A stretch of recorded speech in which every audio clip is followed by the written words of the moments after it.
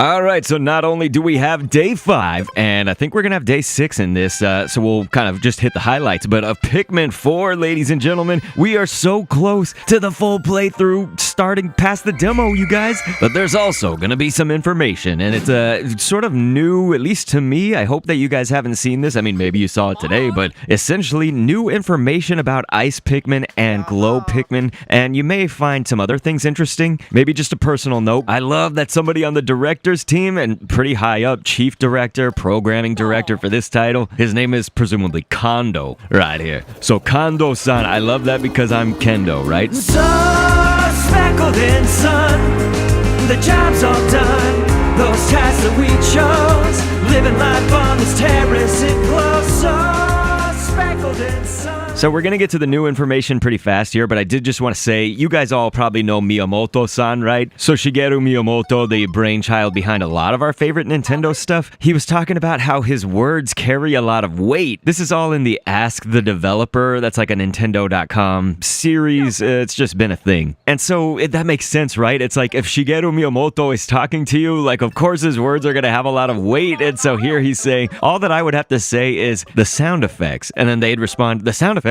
Which sound effects? Like he had to be very careful, and so yeah, you probably care so much about what he thinks, right? If you're on any of the teams, but hey, I mean, if I just went up to him and I was like, how's your day going? It would be like nerve-wracking just to talk to him, and I don't personally really get starstruck, but man, if it was Shigeru Miyamoto, absolutely. So we'll come back to this other stuff first, but I did just want to talk to you guys. Let's get some of that new information. So essentially in the interview, Ask the Developer, you know, they're saying, on the topic of newer characters and things, what can you tell us about the newly introduced Pikmin types? Players are going to have a greater variety, yes. So here we go. It says, you know, the Ice Pikmin have the ability to freeze things. They were popular among players who weren't as skilled in the battles. They did like this survey with a wholly owned subsidiary of Nintendo right there, the Mario Club. But this is interesting right here, and I'm not sure that this was confirmed previously. At least when you freeze flying enemies, they fall and shatter. So that makes sense, right? Like we could all maybe glean that just from, I guess, brainstorming, thinking about it. But having that confirmed means essentially, you know how you can freeze a Bulborb, you can freeze any land enemies, and they will shatter if you defeat them while they're frozen, you know, before they break back out. So the only consequence to this is just that, like if you were going to use that carcass of that enemy to bring back to your SS Beagle, clearly that would get you more Pikmin of the type, right? The type that you did, like let's say it's red Pikmin, right? You're going to get a whole bunch more reds for that carcass. So in this case, it would not happen. So I guess that's worth noting. I think that they're just going to shatter whether you, like, quote-unquote defeat them or not, you know?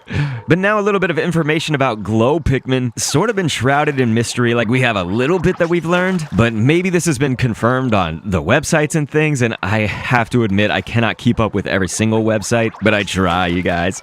I have 3 YouTube channels, a wife, a kid, a job. It's insane. But this is confirming that Glow Pikmin can't die, so players can use as many of them as they want without worrying about the consequences. And so while that's insane, and maybe we should discuss some of this more, I did just want to say that on screen, you're actually going to see me rushing the blue onion, and it's going to be just over and over and over again. This is going to take like a lot of the day. We're going to get close to probably like a quarter or half of the day. And the reason was, if you didn't see the previous episodes and the video on this channel, I was trying to teach people essentially while using my full playthrough of Pikmin 4, what happens if you get your blue onion stuck in the water? You know, like I was teaching people how to just get the yellow and the blue onion in general, let's say, quote unquote, correctly, I guess. Like there's sort of multiple ways to do things, and they actually talk about that in this Ask the Developer interviews. They say that like everybody can kind of play it how they want. Like sure, there's some things that kind of pigeonhole you to do a very specific task in a very specific way, but like yeah, for the most part, when I made that first onion video teaching people, they were like, wait, my blue onion got stuck. I had no idea this was gonna happen, but there were like half the comments on there. You can go back and see them. They say like, the blue onion's stuck. I feel like I'm soft locked. I can't get it. Help. And so I had made a separate upload that came after that, essentially just showing how to get it. And this is how you do it, man. We had to wait until day 5 for Oatchi to learn how to swim, right?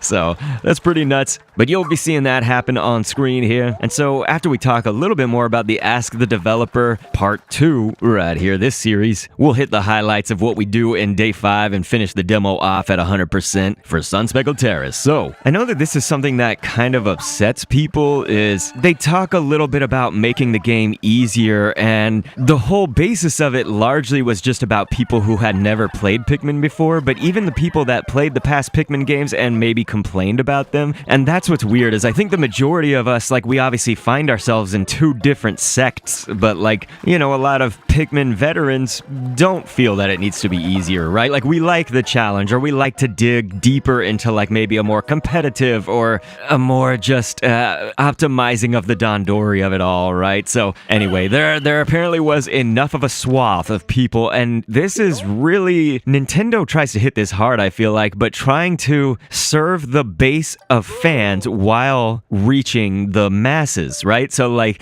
especially after they had success with the Nintendo Wii, that was a system that really did take gaming mass, and Reggie Fils-Aimé at the time was saying it really isn't mass at the time, and that was interesting too, just because like obviously PlayStation 2 had been out before that, maybe Nintendo 64 did a little bit, but I thought that these systems, you know, obviously they reached pretty far, and so those two consoles specifically I think did get a lot of people into gaming, but they wanted to do more, and so Nintendo, obviously with the Nintendo DS and the Nintendo Wii, you could see people on a bus like shouting the words blue at their, you know, brain age games on the Nintendo DS, or you could see people playing Wii Sports in a retirement home. There's people that had never picked up a video game before sometimes, or don't really play video games and stuff. So, okay, they wanted to please those people with all of their titles, right? And let's use that loosely. Maybe they did think like, okay, Zelda is gonna be for like everybody. I don't know, but like Pikmin, it was a franchise that they even mentioned in here. Maybe I can find that. It didn't seem to be selling as well. You know, you think about the heavy hitters of Mario and etc. for Nintendo, but I guess they're saying that people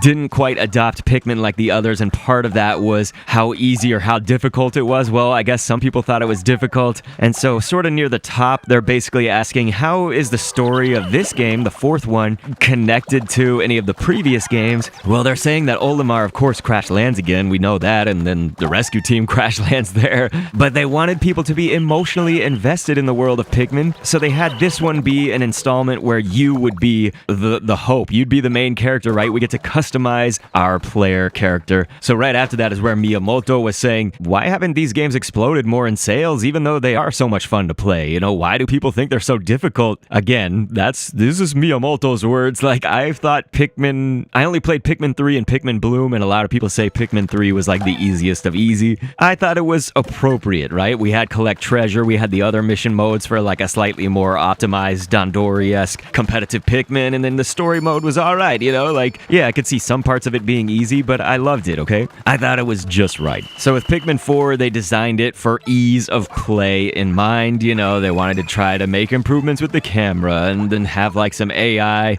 involved that's gonna make this easier, but they had to make it feel like the first Pikmin game, otherwise it just wouldn't really feel like a Pikmin game in the series if it doesn't have that Dandori element. So like I mentioned before, they wanted to bring this mass, but if it wasn't Pikmin-like enough, then it doesn't meet the core audience's expectations, right? So with Dandori battles and the time trials-esque Dandori challenges here in Pikmin 4, they thought that that would harken a little bit to Pikmin 3's use of mission modes, and so we'll see when the full game comes out, you guys. But essentially, they played around with it a lot past that, like past Dandori challenges and stuff, and removing the time limit and stuff like that. They thought Pikmin 4 would take the best parts of Pikmin 1 and 2, remove that time limit though, and then they introduced Oatchi, and it was actually, they wanted something that's a little bit more like spectacular, it'd be eye-catching to people. Their first idea was to have players control a Bulborb, and then it would be able to, as this says, chow down on the Pikmin. That's insane.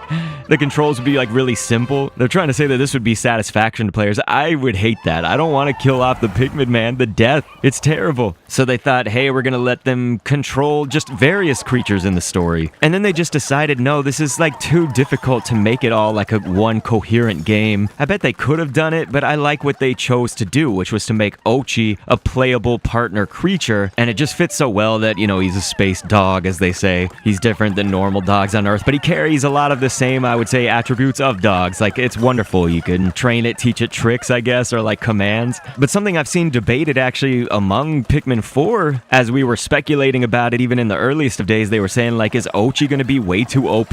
So that was even like mulled over. They said like our battle's gonna be too easy with Oatchi, but they're talking exactly what I try to talk about, that he will deepen the strategic nature of the games. I always say like Oatchi is one being, right? So you send Oatchi on a task and maybe you can do a few times like multiple things in that one task set, but if you're really in tune with Dandori and trying to manage all your tasks at a basic level, at a general level, broadly, again, you would have like your blue Pikmin do water stuff, even if Oatchi can grab and carry treasure through the water if you've upgraded Oatchi enough, right? Like it doesn't matter. Oatchi doesn't just negate blue Pikmin entirely. So as they say, it's like, no, I'm gonna let the Pikmin handle that, have Oatchi take care of this. Like you can always use both of them in tandem. So then we get to the new Pikmin types. We've talked about that. So from the developer standpoint, they are hoping that the addition of Oatchi and some new Pikmin types will add more strategy, enhance the strategic nature of the Dandori of it all.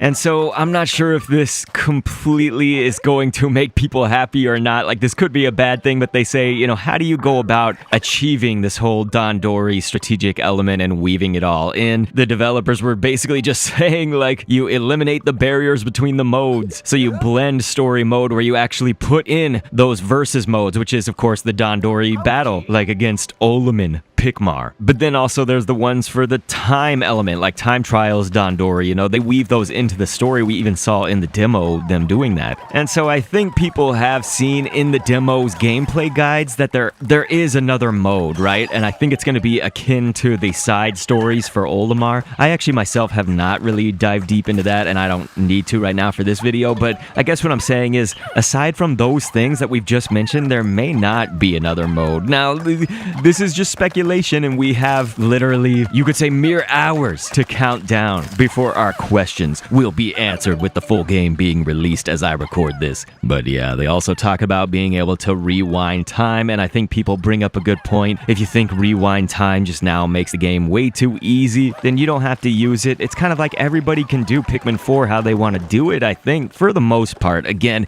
we have certain constraints by the levels and the challenges, but I know people are going to push those too. But I guess the point is, other people, they may be really upset. Okay, you do like 10 minutes of work on the day and your day's getting close to ending, and then you make one mistake right there. Well, now you can just rewind like 2 minutes rather than redo the entire day or something, So I get that. I understand that. And so like I say, this is just confirmation of where they're talking about like wanting Pikmin 4 to be, sort of like Legend of Zelda series, where the players themselves were breaking the conventions. They were doing it their own way sometimes. So there's going to be multiple ways to do a challenge, and that's going to be sometimes the bane of my videos. I'm like, here, I'm going to show you how to get the onion, and then people leave endless comments, and I bet everybody's just, they're all in good spirits. They don't mean anything bad, okay? It's just that like the comments will just be for days like, you can do it easier than this, you can do it this way, you can do it that way. It's just like, okay, I know, like there's going to be lots of ways you can do something. So just know that for the future, when I create a video, I'm probably not saying this is the only way to do it. So isn't that fantastic, you guys? But you saw we pretty much blew through this day. I tried to keep in mostly just the highlights, but of course, we got the blue onion through the rushing, we got through the caves, we also collected Dingo, defeated the Porquillion, we dug up a potato. We ended that day with 1412 on our Sparklium, and that actually sets us up really nice for this last day in the demo. So it'll be day 6 where we have Dingo, they talk about the leaflings that we got, and I pick up the treasure gauge. So that's from Russ. I upgrade my command on Oatchi. I want that to be level 3. I want that command to be just straight up OP right here. And so then we can straight up just grab every piece of treasure that is on Sunspeckled Terrace.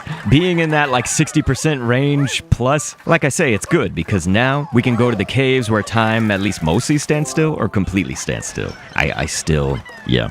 And we pick up Dalmo, that's one of the other castaways. And I think there are ways that, of course, you can like break the demo. People have done it, right? Where you get a lot more Sparklium. I'm not interested in that. When I did my live stream of it, I obviously like stretched the demo out as far as I could. But in this, like our full playthrough, we hit 3,471. And we will have this now as we complete Sunspeckled Terrace on day 6, 100%. You guys, we've got all 4 onions. Yeah, that's right. 4 out of 4. They count the flarlic, okay? But then the rest of the game is before us. Now it really begins. So please subscribe if you have not and if you want to see us streaming this on launch. And I thank you so much from the bottom of my heart. Thanks for viewing. It won't take me much to keep me locked on this view.